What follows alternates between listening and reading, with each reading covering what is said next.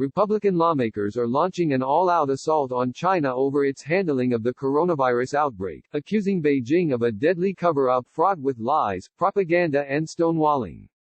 But their posture is somewhat at odds with that of the Trump administration, which has of late adopted a more restrained approach to dealing with Beijing as officials in both countries focus more on addressing the public health crisis. The out-of-sync messaging underscores the difficult balancing act U.S. officials are trying to strike as they consider two often competing goals, holding China accountable for its negligence, but trying not to alienate a country that remains a critical part of the supply chain for desperately needed medical equipment and drugs. It's like a bad movie. It's like the sinister person goes out and causes a problem and then only they can solve the problem, but it's going to cost you money. Senator Rick Scott, R. Florida, who has proposed aggressive measures to punish China, said in an interview. That's exactly what this is. They caused this problem. Scott has secured a commitment from Senate Homeland Security Committee Chairman Ron Johnson, R. Wis, to investigate the World Health Organization's handling of the pandemic. The WHO is under fire for allegedly not taking a harder stance against Beijing even as it downplayed the crisis. The UN body is also accused of poor judgment for publicizing a preliminary Chinese finding suggesting that COVID-19 could not be transmitted from human to human. Since that assessment, the virus has spread across the globe, killing tens of thousands of people and bringing many economies to a near halt. The Florida Republican isn't the only senator looking to whack Beijing. Senate Foreign Relations Committee Chairman Jim Risch, R. Idaho, joined calls for a WHO probe on Tuesday, including an examination of whether U.S. funding of the group should be revoked. Senator Steve Daines, R. Mont, recently called on the State Department to conduct its own investigation into China's role, while Senator Marsha Blackburn, R. 10, wants Beijing to forgive U.S. debt and Senator Tom Cotton, R. Ark, is looking to sanction Chinese officials. The bottom line is the WHO's actions and China's actions killed a lot of people. We would have been way farther ahead if we believed in the first part of January there was local transmission, Scott said. And we would have gotten ahead on the testing, we would have gotten ahead on the protective gear, we would have gotten ahead on the ventilators. And so there are people who are dead now, and it's all because China didn't do the right thing and the WHO didn't do the right thing. But President Donald Trump and Secretary of State Mike Pompeo seem to be biting their tongues when it comes to criticizing Beijing directly. Trump has recently talked up his close relationship with Chinese President Xi Jinping, especially after the two leaders spoke by phone late last month about the pandemic, though on Tuesday he told reporters he was considering cutting federal funding for the WHO over its coronavirus response and being very China-centric.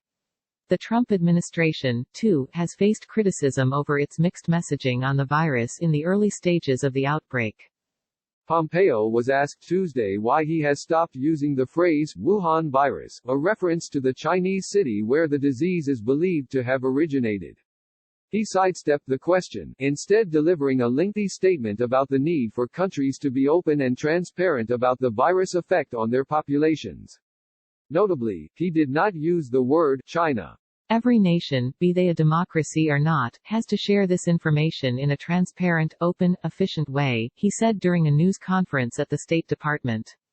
There are still lots of things we don't know. We can only know then when the dataset, the global dataset, is available to every party. A Trump administration official, granted anonymity to candidly assess the matter, said the White House's hawkish position on China was still operative, but there remains a question of emphasis on those views as the world responds to the coronavirus pandemic. You'll see other examples in the coming days where senior officials say contrary things, the official predicted. Different people are pursuing different objectives with short-term thinking because of the need to respond to a public health emergency.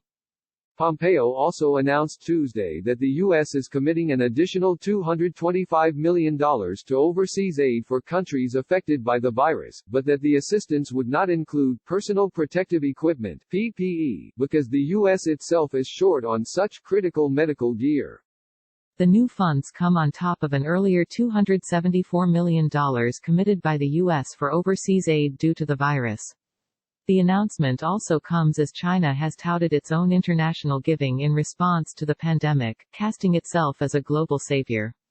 The Chinese government, for example, is helping to facilitate the transfer of 1,000 ventilators to New York, one of the hardest-hit states. Some analysts have lamented that dynamic as a propaganda coup for China in the face of criticism over its own internal handling of the virus. But with the U.S. in dire need of critical medical equipment from China, White House officials may feel limited in what they can say.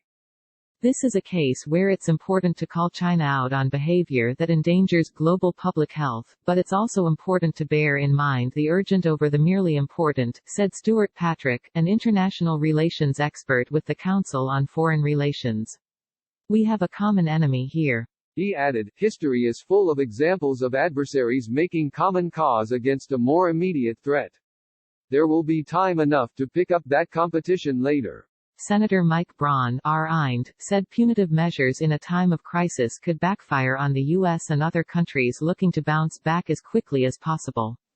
I'm not so interested in punishing them as just being honest about what happened, Braun said in an interview.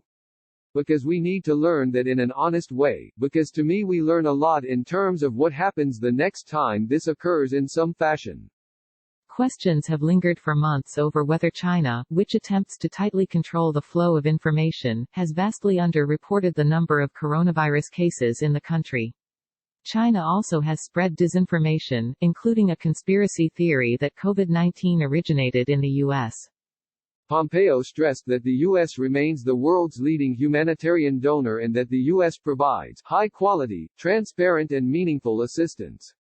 Both statements were a subtle dig at China. What Beijing touts as its largesse abroad often consists of loans, and there are reports that some of the medical equipment it recently handed out was faulty. U.S. officials and organizations have been both purchasing medical equipment from China and gaining some through other means, including Chinese charities and private individuals. Indeed, it's not just Republicans who have been critical of China in the midst of the coronavirus pandemic.